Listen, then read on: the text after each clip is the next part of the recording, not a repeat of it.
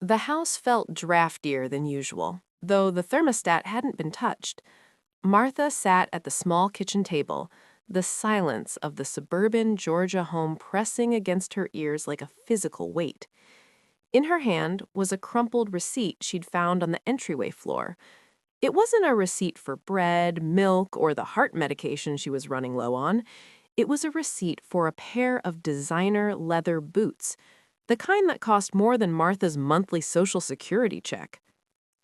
"Mom, it's just for the weekend," Chloe had said 3 days ago, her voice breezy and confident as she reached into Martha's purse. "I just need a little cushion. My paycheck was delayed and I have that trip to the lake with the girls. I'll pay you back on Monday, promise." Martha hadn't said no. She never said no. Since Chloe's divorce 2 years ago, the weekends had turned into weeks, and the cushions had turned into a steady drain on a bank account that was never meant to support two grown adults. The empty white box. At 6 p.m., Martha felt the familiar gnaw of hunger. She stood up, her joints popping in the quiet room, and walked to the refrigerator. She opened the door. The hum of the appliance seemed louder than usual because there was nothing inside to muffle the sound. Top shelf, a crusty jar of mustard and a single withered lemon. Middle shelf, empty. Crisper drawer, a dusting of onion skins. Door, half a bottle of tap water. There wasn't even bread for a piece of toast. Chloe had taken the bank card to stock up for the trip, but it was clear where that money had gone. It was on Chloe's feet, in her hair, and in the gas tank of a car Martha was still helping to insure. Martha didn't cry. She was too tired for tears. Tears required energy, and energy required calories she didn't have. Instead, she closed the fridge door with a soft thud and walked to her bedroom. The weight of 40 years. In the back of her closet, tucked behind a row of sensible Sunday dresses, sat a small wooden box with a velvet lining. Martha sat on the edge of her bed and opened it. Inside lay 3 heavy, ornate gold bangles. They were 22-karat gold, shimmering with a deep, buttery yellow hue. Martha's husband, Arthur, had bought them for her one by one for their 5th anniversary, one for the birth of Chloe, and one for her 50th birthday. "These are for your final chapter, Marty," Arthur had told her before he passed. "If the world ever gets too heavy, these will lighten the load." She ran her thumb over the intricate engravings. She had intended to pass them down to Chloe on her wedding day, but Chloe's wedding had come and gone, and the girl had never valued anything that didn't provide immediate gratification. Martha put on her coat. She didn't call a taxi. She walked the 12 blocks to the local jeweler, her breath frosting in the evening air. The transformation. When Martha returned 2 hours later, she wasn't empty-handed. She called a local catering service and made a stop at the high-end grocer near the town square. She spent the next 3 hours working with a precision she hadn't felt in years. She wasn't just filling a fridge. She was sending a message. At 10:30 p.m., the front door swung open. Chloe bounced in, smelling of expensive perfume and wood smoke from a lakeside campfire. She was carrying 3 shopping bags from an outlet mall. "Mom, I'm starving," Chloe called out, dropping her bags on the sofa. "The girls and I barely ate on the drive back. Did you get those groceries I mentioned?" Martha was sitting in the armchair in the living room, knitting in the dim light. "I took care of everything, honey," she said softly. Chloe headed straight for the kitchen. "Good, because I am famished. I was thinking maybe some ham and—" The sound of the refrigerator door opening echoed through the house. Then silence. The revelation. Chloe stood frozen. The refrigerator was no longer empty. It was full. But it wasn't full of the things Chloe liked. The shelves were packed with gourmet, pre-prepared meals from the city's most expensive bistro, each one labeled with a bold black marker, "Property of Martha." There were sparkling waters, imported cheeses, and artisanal chocolates. In the center of the middle shelf sat a single white envelope. Chloe reached out, her hand trembling slightly, and opened it. Inside was a receipt from the jeweler. It showed the sale of 3 gold bangles. Below it was a second receipt, a printout of Martha's bank statement showing a balance of $0 in the checking account Chloe had just used. At the very bottom, Martha had written a note in her elegant, shaky script. I sold my past to pay for your weekend. Since there is nothing left for the future, I have bought enough food to last me 1 month. I suggest you use your new boots to walk to the nearest job fair, as the cushion has finally gone flat. Chloe turned around, her face pale, her mouth opening and closing like a fish out of water. She looked at Martha, really looked at her, and saw for the first time the thinness of Martha's wrists and the sharpness of her collarbone. She looked down at the $400 boots on her feet. They suddenly felt incredibly heavy. Mom, Chloe whispered. Martha didn't look up from her knitting. The guest room needs to be cleared by Saturday, Chloe. I'm taking in a boarder to help with the utilities. I've already posted the ad. The weekend was over. She tended her hydrangeas, did the Sunday crossword in pen, and drove herself to the library. But since her daughter, Sarah, had moved back in following a difficult transition, Sarah's term for a failed business venture, the atmosphere in the colonial-style home Martha had owned for 40 years had shifted.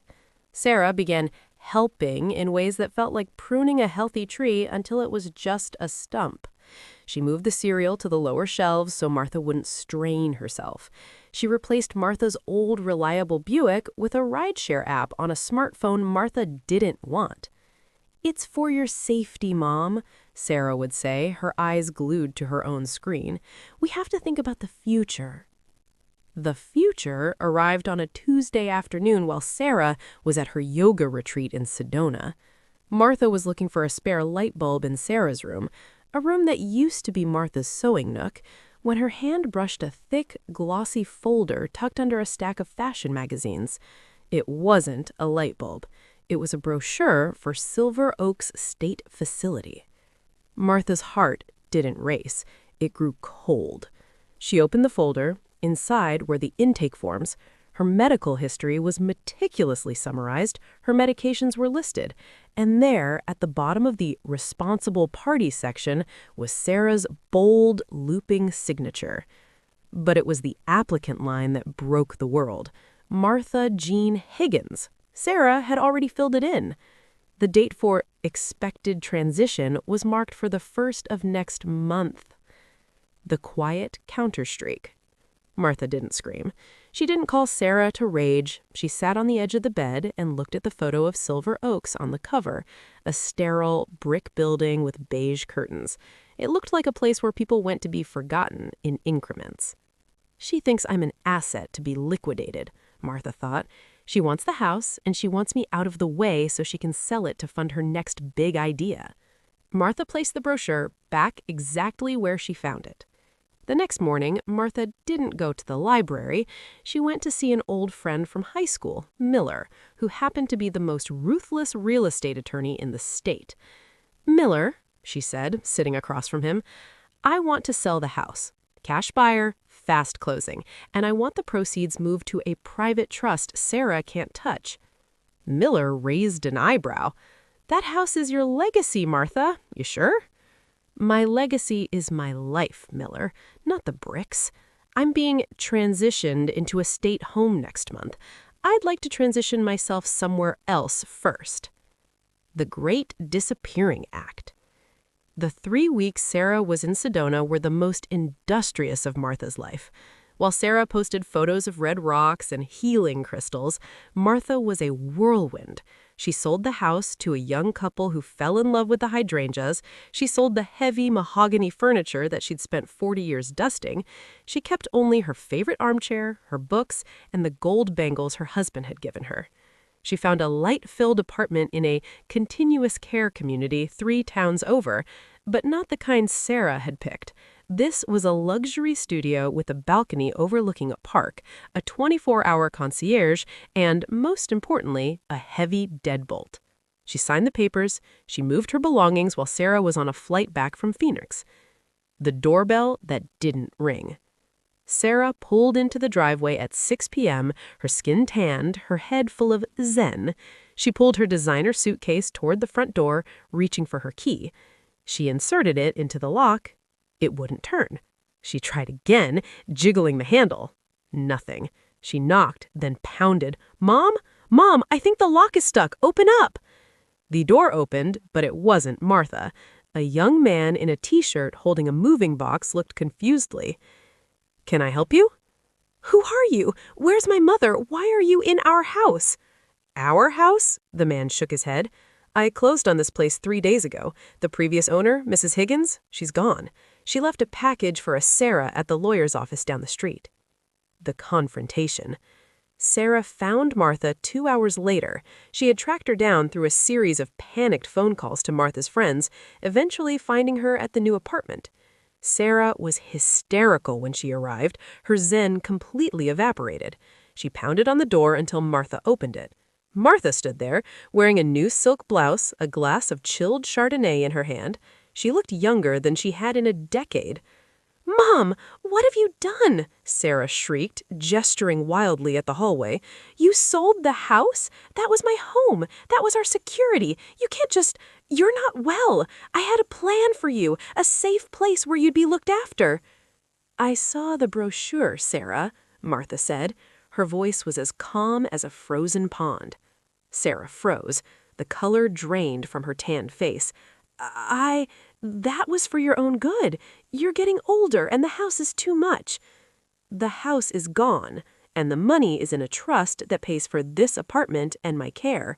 There is no inheritance left for you to pivot into a new business. There is no spare room for you here." Martha looked her daughter straight in the eye, the same eyes that had once looked at a toddler with such hope, now looking at a woman who had tried to trade her mother for a real estate commission. "I looked her in the eye and said, 'You spent your vacation planning my end. I spent mine planning my beginning. My name was on your form, Sarah, but my signature is on the deed to my freedom. You're a young woman with a brand new suitcase. I suggest you go find somewhere to put it.'" Martha didn't wait for a reply. She closed the door. She didn't even turn the deadbolt. She didn't need to. For the first time in years, she was exactly where she chose to be. Inside, the air was thick and heavy because the central cooling unit had died 2 days ago, and Martha did not have the $300 required to fix it. She sat at the scarred oak table and looked at her bank statement. The balance was exactly $12.40. Her daughter Chloe had taken the debit card 3 days prior for a supposed emergency involving a flat tire. Then the phone rang. It was a video call. Martha swiped the screen with a trembling finger.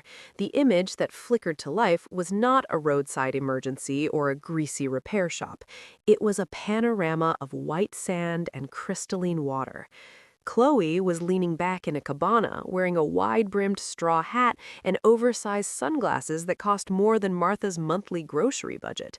In the background, a beach club played thumping electronic music. A waiter appeared in the frame and set down a tall, frosted glass garnished with an orchid. "Mom, it's just for the weekend," Chloe shouted over the roar of the ocean and the beat of the music.